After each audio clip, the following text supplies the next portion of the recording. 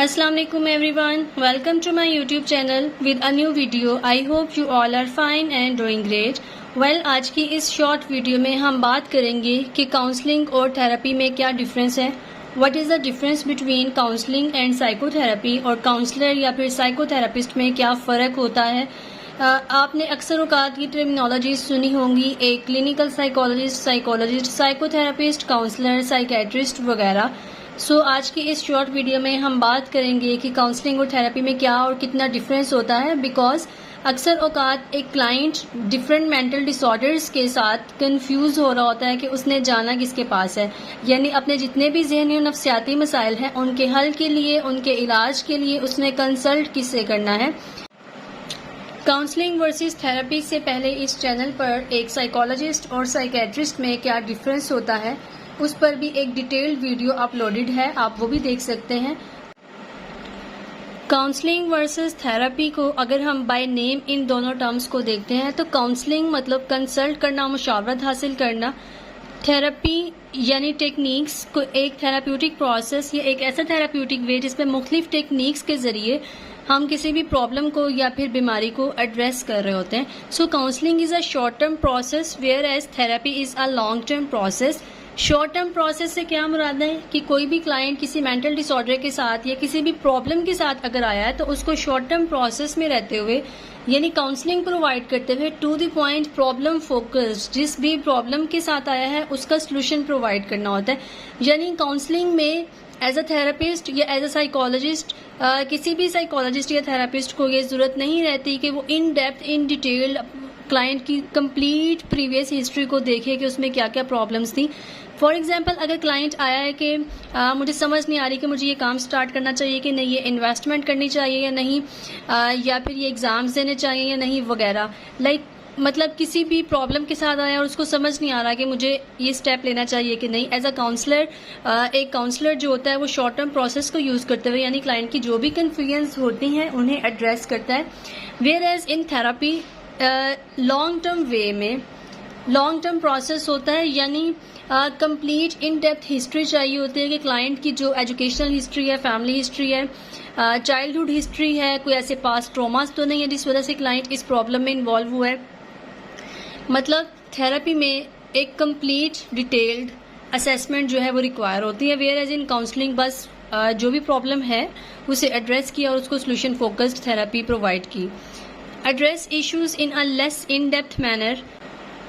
Counselling में जो है एड्रेस किए जाते हैं इश्यूज़ को in a less in depth manner, whereas यहाँ पे हम वेरी डीप मैनर में किसी भी इशू को एड्रेस कर रहे होते हैं. लेस इन डेप्थ मैनर से मुराद क्या है, वही बात कि काउंसलिंग प्रोवाइड करते हुए किसी भी काउंसलर को एक क्लाइंट की इन डेप्थ हिस्ट्री नहीं चाहिए होती. जो भी प्रॉब्लम क्लाइंट इस वक्त फेस कर रहा है उसको प्रॉब्लम फोकस्ड लिसनिंग के ज़रिए, काउंसलिंग के ज़रिए उसको सोल्यूशन फोकस्ड जो है वो काउंसलिंग प्रोवाइड करनी होती है. जबकि थेरेपी में एक इन डेप्थ इश्यूज़ को एड्रेस किया जाता है कि क्लाइंट की साइकोलॉजिकल फैक्टर्स क्या हैं, बायोलॉजिकल क्या हैं, सोशल फैक्टर्स क्या हैं, ये प्रॉब्लम स्टार्ट कब हुई, कैसी हुई, इसके ट्रिगरिंग फैक्टर्स क्या हैं, इसकी पर्सनालिटी कैसे इसमें इन्वॉल्व थी, इन्वायरमेंटल फैक्टर्स कौन से हैं जिसने इसके ऊपर इम्पैक्ट किया, और अब किस तरह से इस क्लाइंट को इन सब चीज़ों से निकाला जा सकता है. यानी जो थेरेपी है वो एक काफ़ी लंबे अरसे तक चलती है, जबकि काउंसलिंग जो वो 1-2 सेशंस तक भी हमारी कंप्लीट हो सकती है.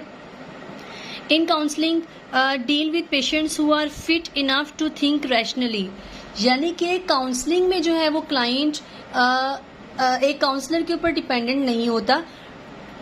Who are fit enough to think rationally यानी ऐसे क्लाइंट्स या ऐसे पेशेंट्स जो रैशनली अपने सोच विचार के ज़रिए, अपना दिमाग इस्तेमाल करते हुए, अपनी सोचो फहम के ज़रिए जो है वो अपने प्रॉब्लम को सोच भी सकते हैं और बात को समझ भी सकते हैं और अपना कोई डिसीजन ले सकते हैं. जबकि थेरेपी में patient is dependent on psychotherapist to gain control over emotions, feelings, behaviour and thoughts etcetera. यानी साइकोथेरेपी में एक क्लाइंट जो है वो टोटली साइकोथेरेपिस्ट के ऊपर जो है वो डिपेंड कर रहा होता है, ताकि एक क्लाइंट जो है वो थेरेपिस्ट की मदद से अपने इमोशंस को, फीलिंग्स, बिहेवियर और थॉट पैटर्न को चेंज कर सके.